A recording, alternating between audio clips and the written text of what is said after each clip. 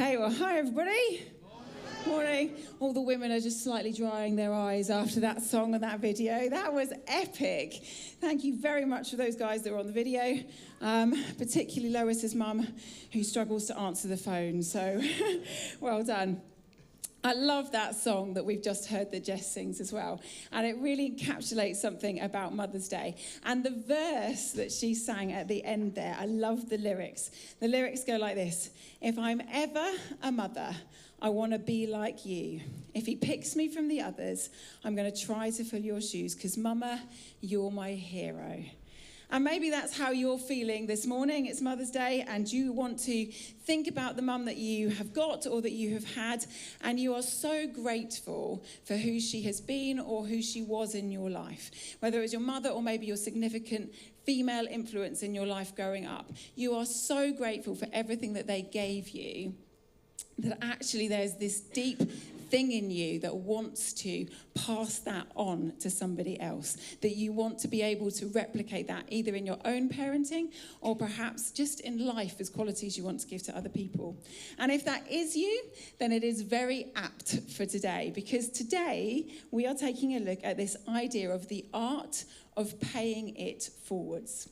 And if you're not familiar with this phrase of paying it forwards, basically it's this idea that if somebody does something good for you and good to you, rather than paying them back, you pass it on. You do something good for somebody else.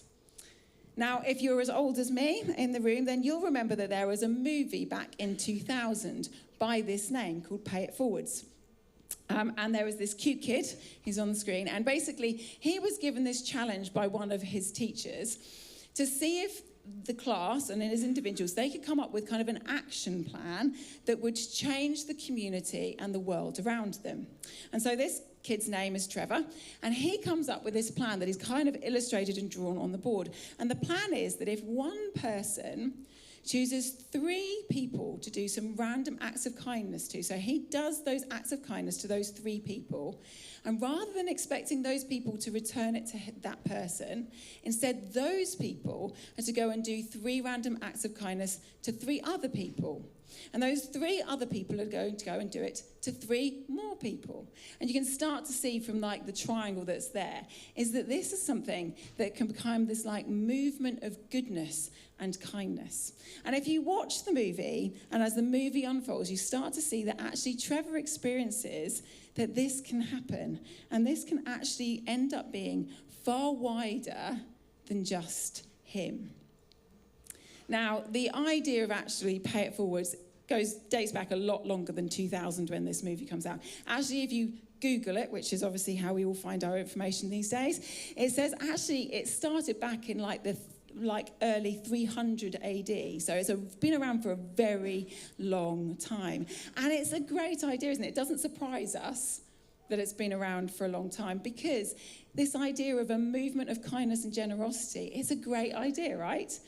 We like the idea of going to the supermarket and finding out maybe the person in front of us has just paid for our shopping, or even the person behind us. That would be amazing, especially me with a family of 4, 2 of which are young boys who eat a lot. Maybe you've dreamt of that day when you drive through the drive-through and you realise that there's a pay it forwards chain going on, and suddenly whatever you've ordered is completely free. We like the idea as well, don't we, that actually if we see somebody stuck at the side of the road, we like the idea that we might be able to stop and help them in some way, whether that be to help them out with some fuel if their car has run out of fuel. There's somebody here who did that for me recently. Whether that's be to help them if they need a tyre mended or get them to where they need to be. We like that idea of helping people out because we know how important that's been for us when somebody has done that in return for us. We like helping people and we like being the hero of the story. Until perhaps we don't. Until perhaps actually it's going to cost us a little bit more than we anticipated. And I wonder, when it comes to pay it forwards, if we're honest, a lot of us are quite a lot like this guy. And would you say the total was? 1750, sir. But I am happy to say that people in front of you pay for you. Oh, shoot, that's so cool. I've never had that happen before. Yeah, buck a year. You wanted to do the same? Let's keep the train going. Fantastic. I know Family 5 is going to be really grateful for your kindness. Family 5? That'll be 65-20. Sorry, is there one behind that? Sure. I'm not paying. Are you kidding? No. What do you want to do then? That's for sure. Can I pick like a fifth of it? No. Maybe pay for the nuggets? No. Depending on how many nuggets they got. That's not how these transactions work. I'm paying $65 for a meal that's supposed to cost me $17. Well, congrats on breaking the 8-in-a-row back-to-back orders getting paid. Oh, come on. Yeah. Don't make me feel that. It's the principle. Sorry that I don't want to go into financial debt or McDonald's. Whatever helps you sleep at night. We laugh, don't we? Because it's relatable. It's that sense of, yeah, I'm happy to help somebody out. How much? How much does that cost me? I'm not going to pay for that. And pay it forward is this nice idea until actually it becomes a little bit more difficult, becomes a bit harder. It costs us something. Now, this is the last part of a 5-week series that's called The Art of Belonging. And it's a series where you've been exploring this natural desire in each and every one of us to belong, to find our tribe, to find our place in the world. Because actually, if we're really honest, every single one of us here, no matter how old we are, whether it's somebody who's in Tot Street, our creche, 0 to 3s, or whether it be somebody here who is above 60, each of us, young or old, we have this deep inner need in us to belong, to be part of something, and to be accepted. And actually, over the past 4 weeks, you've been exploring how that need to feel like you can belong can be met right here at the Forge. There's a guy called Nicky Gumbel, and he's a church leader of a very famous church in London, and he wrote this: "Church is not an organisation you join, it's a family where you belong, a home where you're loved, and a hospital where you find healing." Now, we know that that's not always easy. And so over the past 4 weeks, you've been exploring how here at the Forge, in week 1 you looked at that this is a place where you can belong before you believe. That no matter where you are on the journey of belief and faith, there is a place here for you. In week 2, you explored that people come to church for lots of different reasons, loads of different reasons, but they stay for one, and that is friendship. And that the best way for you to find your tribe and your home and your place here is to make friends and to get involved. And you can do that by joining a group or a serving team, by connecting in and leaning into the relationships and the environments that are on offer here, not just on a Sunday, but midweek as well. And the more you lean into those and seize those opportunities, the more likely you are to find your tribe. And that actually, if you want this to feel like your home, if you don't want it to feel like a hotel where you just attend, but actually you want it to be a place of home, then we have to learn to take responsibility, to step up, to lean in, and to help to make this happen, both in terms of our time, but also in terms of our investment. And last week, Steve talked about the power of investing our money and our finances here, not because the Forge want money from you, but because the Forge wants something for you. And actually, when we give, we realise that actually we gain in return.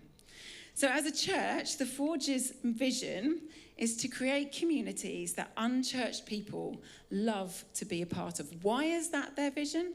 Because their mission is because they want to help people to find and follow Jesus.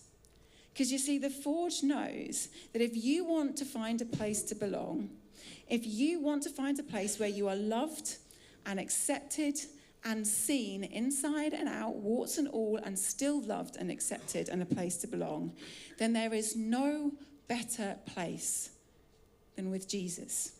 That ultimately, that is the place where we can learn that we belong. And it starts here. It starts here in church, in his family. Because here's the thing about church, about any church, but I hope particularly about the Forge, that actually when you come to church, your experience is one where you feel safe, where you feel inspired, where you feel cared for and seen and valued and a part of something bigger than yourself, where you get to experience and see something of Jesus in the way that people talk to you. They treat you, they care for you, they inspire, they challenge, because they are trying to show you and help you to get to know him a bit better by how they are doing that. Now, if that's already your experience of church, this church or other churches, then that is amazing. That's brilliant. That's what we hope for. But actually, the story doesn't end there, as a lady called Susie Donaldson can attest to. So take a look at this. Hi, I'm Susie. I'm married to Ken and we live in Whirlingworth. I have 2 boys, 2 stepdaughters, and I work for Dream On as Director of Programme Development, which means that I work with individuals and teams in the community and also in corporate settings. I first started coming when the church was in Mendlesham in 1995, when it was known as Mendlesham Christian Fellowship. We had moved to the village for my husband's work, and I made friends with Sue Johnson, who lived in the village and who was part of the church. And I was looking for a church family, having always been part of one. And she invited me to come along one Sunday. I think I found it quite difficult to walk through the doors on the first day, but there was very readily a sense of welcome. The church was very small at that point, and so it was easy to slot in and feel like you belonged. We were very involved within church life and brought our 2 boys up there. And then in 2005, things changed when my marriage fell apart, and I stepped away for a number of years and attended church elsewhere. It was a really difficult time. I lost that sense of belonging to a church community and had to start afresh elsewhere. And then gradually, because I was travelling quite a distance to church and we were living in by then, we really felt that we should be worshipping within our local community. And some changes that took place kind of led us to searching for a church within the area of The Forge was there, I knew it was, but the thought of returning was really difficult. And I resisted that for probably 18 months to a couple of years until I knew that I couldn't resist it any longer. And, a couple of people encouraged me to come back, to give it a go. And walking through those doors was really difficult on that first Sunday. And I think it took a while to feel that there was a connection and that I belonged. But it gradually came. Then obviously COVID happened in 2020, and so attending church on a weekly basis stopped, and I think that was probably just at the point where I really was starting to feel like I belonged. And I was gutted when the decision was made to close and to take everything back to Debenham, because having left there in 2005, it felt impossible to return. I couldn't see that was possible. But again, the same people encouraged me to be brave, and eventually I found myself walking back through the doors at the community centre.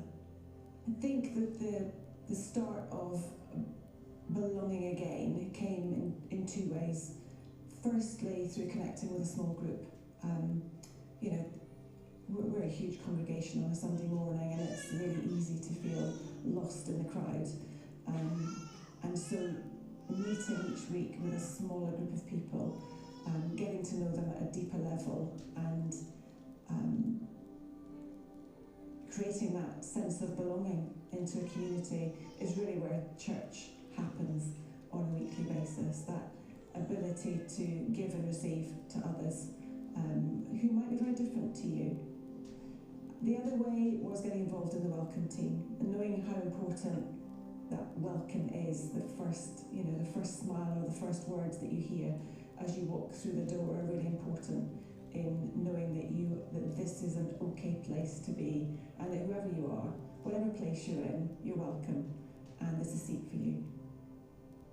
Over the last few years, we've got a bit more involved in different areas of church life. So Ken and I have written a course for married couples, which is called Stronger Connections. And just a few months ago, I was invited to join the elders team.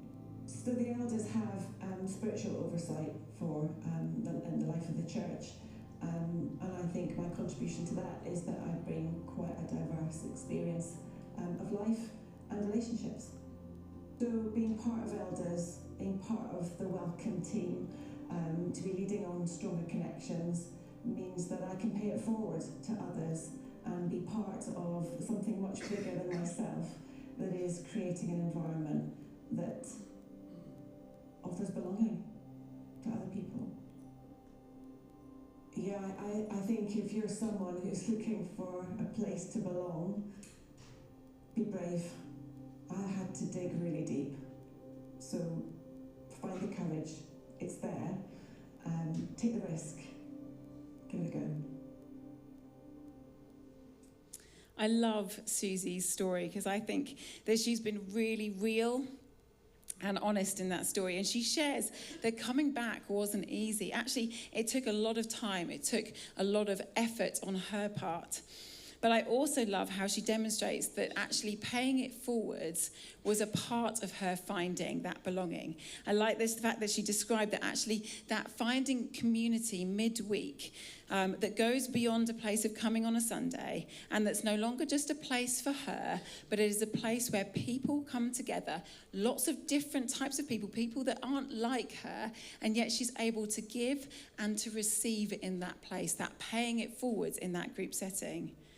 I love the phrase that she said when she said the power of a welcome that says, this is an okay place to be, and whoever you are, whatever place you're in, you're welcome and there is a seat for you. And it's that welcome time again, which you hear in her story, whether it be that Sue Johnson invited her initially to what was MCF, which is now the Forge, and when it then was a case of looking for somewhere closer when they'd moved to that welcome again at that point. But then the welcome again after COVID to come back, that welcome was so key and so important that actually she's now a part of the team that makes that happen for other people. In fact, she was wearing one of the green T-shirts here as you arrived. And here's where we want to leave this series, okay? And it's this: if you have found a place to belong, if you feel like you are on a journey of belonging, if you are excited about the things that you are learning and are a part of here at the Forge, if someone has made you smile as you walked in, or from the car park team has welcomed you and made you feel like you belong there, and has made you feel like you are a part of something, then you have to pay that forwards. If you have found something truly amazing, truly life-changing here, then that is no longer about just you. It's no longer about me or us, because actually this is about Jesus. This is about discovering that Jesus makes life better, so much better. And he makes us better at life.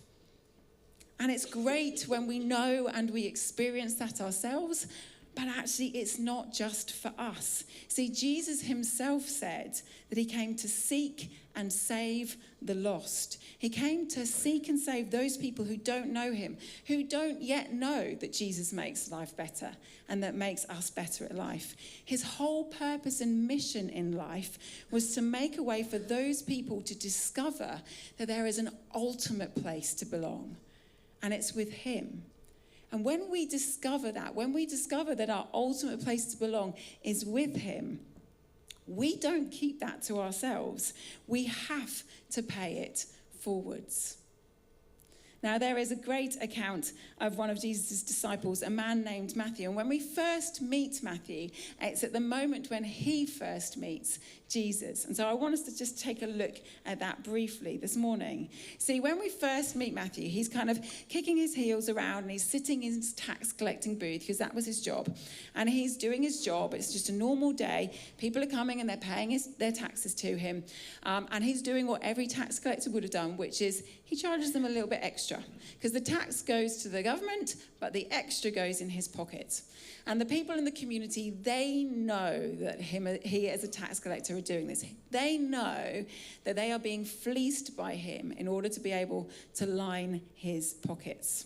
So there he is, normal day, sitting in his tax collecting booth, watching people go past, knowing that the people that go past and the people in this community, they hate him because he's doing this, and they know that he's doing this. That he's an ostracized and rejected and hated man, despised by the people around him. And maybe, let's be honest, maybe a little bit himself. Maybe he despises a little bit about how he's ended up there and the role that he's playing. So he's in his tax collecting booths, and then along comes Jesus. And Jesus says 2 words to him: follow me. Follow me. See, Jesus, this man who Matthew knows, because, Matthew lives in this area, he's seen and he's heard things. Matthew knows that Jesus is this man who literally has just healed a paralyzed man, a man who could not walk. And Jesus has healed him by saying, I forgive your sins. And that man's now stood up and he's walking around. See, this man, Jesus, is also a man that he knows is unafraid to confront and challenge the religious leaders of the day. In fact, Jesus is so unafraid. He's unafraid to approach and touch terrifying madmen who are consumed by spiritual demons. Jesus is this man of authority and power. And in fact, rumor has it, he's managed to calm a storm on Lake Galilee. In fact, rumor has it, he's been able to heal a little girl without even needing to be in the same room as this little girl. And this man with authority and power, who seems to speak truth and wisdom and justice, it seems like he's doing the impossible. It seems like he's gathering all the people on the outskirts of society, all those that are rejected, and he's showing them that they have a place to belong. And this man is a man that hundreds of thousands of people are starting to follow, who want to listen to him, who want to be involved in him. And yet, here's this man, Jesus, and he is now looking at Matthew, the tax collector, the rejected and despised man. And I can't help but feel like if I was Matthew and Jesus was looking at me, I would feel like Jesus was looking into the very inner parts of my soul. And I can't help but think that's what Matthew feels like. And then Jesus says, follow me. Follow me. If we were in Matthew's shoes, what would we say? What would we do in that moment? You know that's who Jesus is. And he's come and he said just those 2 words to you: follow me. Well, Matthew, as it says, he got up right there and then, and he left and he followed. He got up and he left the source of income for him and maybe his family, but certainly for his life. He left that behind him. He left maybe the source of shame for him behind, and he went and he followed Jesus. Now, when you read that, you kind of think, oh, wow, that's great. They kind of like ride off into the sunset where Jesus is going to do the next amazing miracle and heal somebody, and Matthew's going to be a part of that. And they're ridden off into the sunset. But actually, the verse tells us, nope, that doesn't happen. Instead, Matthew goes, all right, come round my house for dinner. So along comes Jesus and the disciples, and they come and they eat at Matthew's house. Now, it'd be really easy to think that this is a moment where Matthew's like, oh, I get to actually sit in the presence of this awesome man and learn from him. That he has like this one-on-one intimate time with Jesus. That maybe actually in this time he's sitting there in wonder and amazement, soaking it up himself, that he's in the presence of this guy, but also the 12 other people or 11 other people. And that he's now one of those 12. Him, a tax collector. He's sitting there and thinking those things. And you know what? The text doesn't tell us whether he's doing those things or not, but it's quite easy to believe that he would use this dinner opportunity to do those things. But what we do know is that even if Matthew is doing those things where he's reveling in this amazing sense of belonging that he now has with Jesus and Jesus' crew, he doesn't do it at the exclusion of everybody else. Because this is no private party. In fact, when you read it, you realize that actually this is a party for everybody and anybody. Because Matthew has opened his doors and he said, if you are a friend of mine, if you're another tax collector, if you are somebody who is rejected and despised in this community, if you are what people call sinners, then you can come and be part of this. You come and be part of my party with Jesus and the other disciples. He invited them all. Why? because he knew that this was too good just to keep to himself. He knew this was something that he needed to share, that he needed to pay forwards. Because when we encounter Jesus, when we realize that Jesus makes life better and he makes us better at life, when we realize that we can belong with him and we belong as part of his family, the church, then we should want to share it. We should want to pass that on to other people because this is just too good to keep to ourselves. See, when we find something awesome, our instinct should always be to share it with people that we love and share it with people that we know. There's this great, if not slightly bizarre story in the Old Testament. You find it in a book of the Bible that's called 2 Kings. Now, 2 Kings is just an account of basically the lives of the kings that are the kings of a nation called Israel. And where we pick up the story in 2 Kings 7, Israel, the nation, are in a really bad situation. You see, they have been defeated and trapped by a group of people called the Arameans. And the Arameans have surrounded them and have trapped them so much that the Israelites can only be in their own city. They are trapped within the city walls of Jerusalem. And that's their only place they can be. If they go outside of that, they're going to be killed and they're going to be attacked. But worse than that, actually, they have been in a situation where they've been in famine for the last few years. And because they're now trapped in the city, they have no ability to go out and get food or for having food come into them. And so actually, if you read the chapters before chapter 7, they're in such a desperate state that people are doing horrific things in order to be able to have food to eat, truly horrific things. So they are in a bad way. And when we pick up the story, we pick up a story with 4 men. And these 4 men are sitting outside the city gates. Because you see, they are ostracized and rejected by the people inside the city. Not because they're a tax collector like Matthew, but because they have a very contagious skin disease called leprosy. And so they're not allowed to be in the city. They have to stay outside of it. And so in chapter 7, you get this conversation that they have.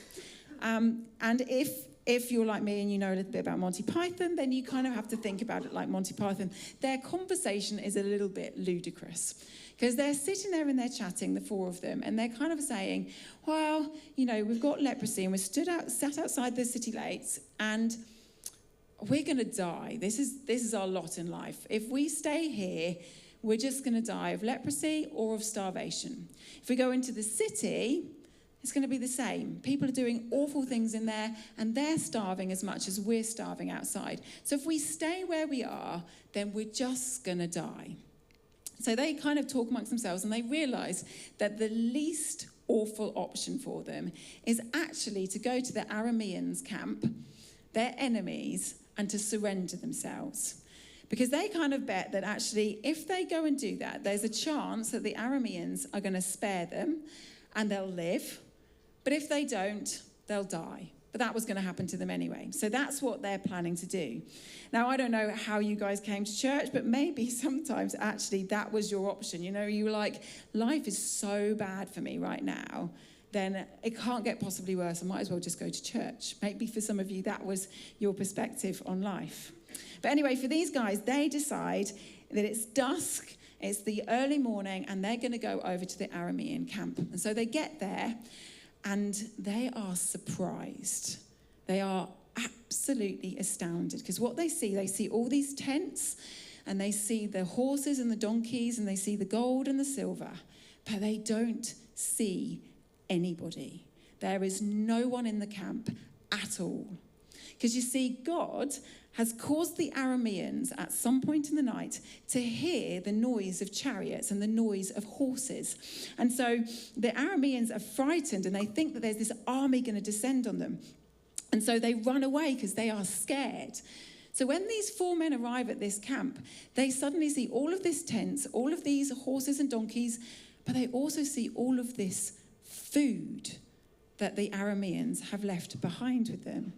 And so these 4 men with leprosy who've been ostracized and rejected, they discover everything that they could ever want to sustain them. And so they go into the first tent and they start to eat and drink and start to pillage and take out the clothes and the silver and the gold.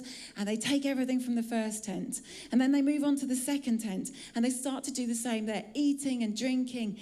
And then they kind of catch themselves. And they say to each other, what are we doing? This isn't right. This is a day of good news because we realize that we are set free from the Arameans and we have got this abundance of food that we can celebrate and enjoy. But there's a whole city of other people who don't know yet that they are free from the Arameans, who don't know yet of the abundance that exists over here. They don't know about it. And we're just here scoffing away, enjoying it. And they realised that they shouldn't and couldn't keep this to themselves. So they rush back to the city and they shout up to the gatekeepers and they tell them what they've discovered. And the gatekeepers are so excited about this news that they spread it around the city. And very, very quickly, it gets back to the royal palace. And the Israelites realised that they are saved from the Arameans and also from the famine. You see, when we discover something amazing, we don't keep it to ourselves. When we experience something great, we invite others to be a part of it. See, when you are the beneficiary of something that is life-giving, that is life-changing, that's actually meant for everybody, then you pass it on, you pay it forward. Not because it's a debt that needs to be paid or that you do it because you're trying to earn something, but you pass it on because it comes out of the overflow of something that you have received freely. It comes out of an awareness that others need what you have experienced.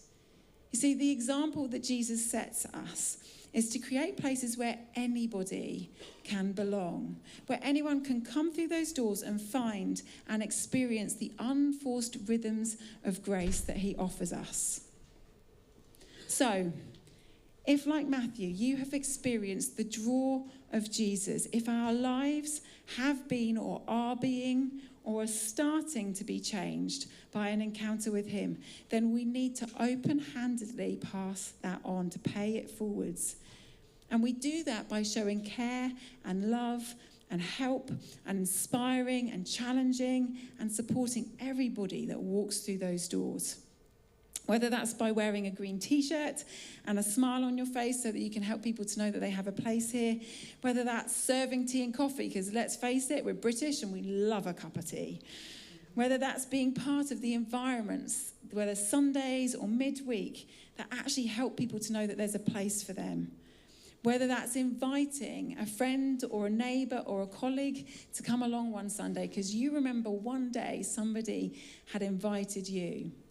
Whether that's smiling and saying hi to the person who's sitting next to you.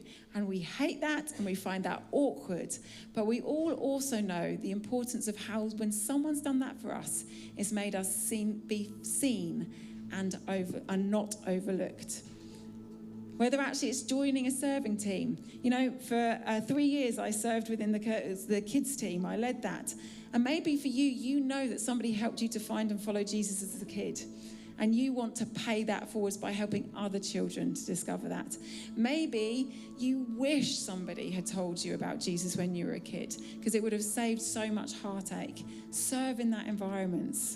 If you love something about church, then pass it on. Now, this is the end of this series, but there's going to be another series next, and it's a totally epic series because it's going to tell the story of Easter. And there is no better time in the calendar year, other than perhaps Christmas, to invite somebody to church than Easter Sunday. So why not invite somebody? Maybe over the Easter holidays, actually for you, paying it forwards means to invite somebody to lunch or to dinner, somebody who's new to church. If you're like me and you don't cook, you're not very good at cooking, have a takeaway, okay? But have somebody over for food. Maybe for you, you're paying it forwards is to sign up and to serve on a team here. But paying it forwards isn't just a good idea.